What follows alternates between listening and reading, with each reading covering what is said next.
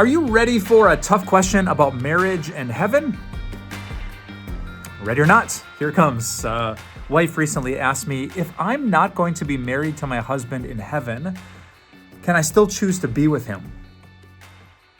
Oh, that's an interesting question that comes from a really interesting and an emotional place, doesn't it? Have you heard this discussion? Will we be married in heaven? What kind of relationships will we have in heaven? We know about our relationships on earth.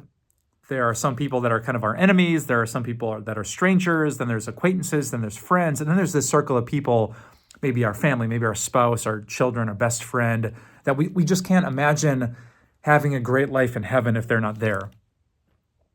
And then it gets totally messed up because we read in Mark chapter 12, I think, and Matthew chapter 22, that when the Sadducees questioned Jesus, he said, not necessarily in heaven, but when the dead rise on the last day, when like all of eternity begins in its fullness and we live on the new earth, people will not be given in marriage or marry. That's why many Christians say the relationships for eternity are not like they are temporarily here on earth. And so I think this wife heard that teaching and said, well, can I at least choose to, you might not be like, we might not have rings on the new earth, but can we choose to be with each other? Good question. Good question. Here's my answer. I ain't worried about it. No, I am not worried about it. I love my wife and my daughters. But will I have the same kind of, I am not worried about that. And do you want to know why? Because God. Man, my life was changed years ago by a passage in Psalm 73. Here's what it said.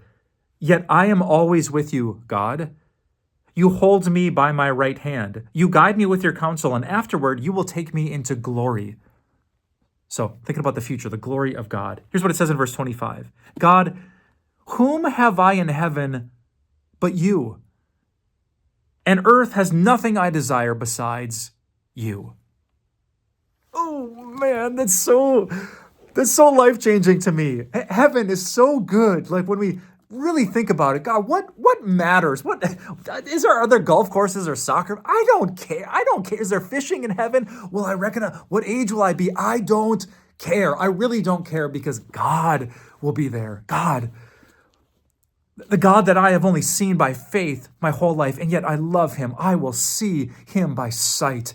My own eyes will see God. Oh my, can you imagine that experience? So will I be 44 or 14? Will I have a six-pack like I did back in college? I don't know, and I'm not thinking about such things, and you shouldn't either. Your heart should just ache and beat and long. God will be there. And if he is, everything else will be okay. However old my kids are, whatever those relationships look like on the new earth, we're going to be okay because we will see the very face of God. If you minimize the presence of God, you will freak out and panic. I'm not going to be married. How could I be happy without him? But if you maximize and glorify and magnify the great name of God, you'll start to say like Psalm 73, who am I in heaven but you? It's all about you, God. Even on earth, how could I want the car, the money? It's all so small compared to knowing you. So when you think about God, leave the caps lock on. I had a chance to write a book in 2020 called 3 Words That Will Change Your Life. And the 3 words were God, all caps. God is here. His presence is the secret to peace, excitement, and joy. So as you think about the new earth, the resurrection of the dead, as you think about heaven, I suppose we all have our curiosity and our questions. I don't know exactly what the relationships will be like because the Bible doesn't say. But what the Bible does say, because the Bible knows this is what we need to know, is that God will be there.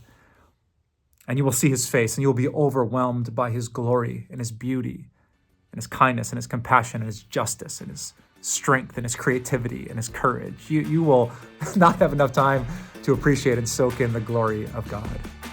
So I appreciate the questions, but let's put them in the parking lot and instead focus on what the Word of God focuses on. Here on earth by faith, and then for all eternity by sight, we will be with God. Hey, thanks for listening to Taboo Questions with me, Pastor Mike Novotny. You can find even more questions on timeofgrace.org/taboo questions and in my book entitled Taboo, Topics Christians Should Be Talking About But Don't. Just look for the link in the episode notes.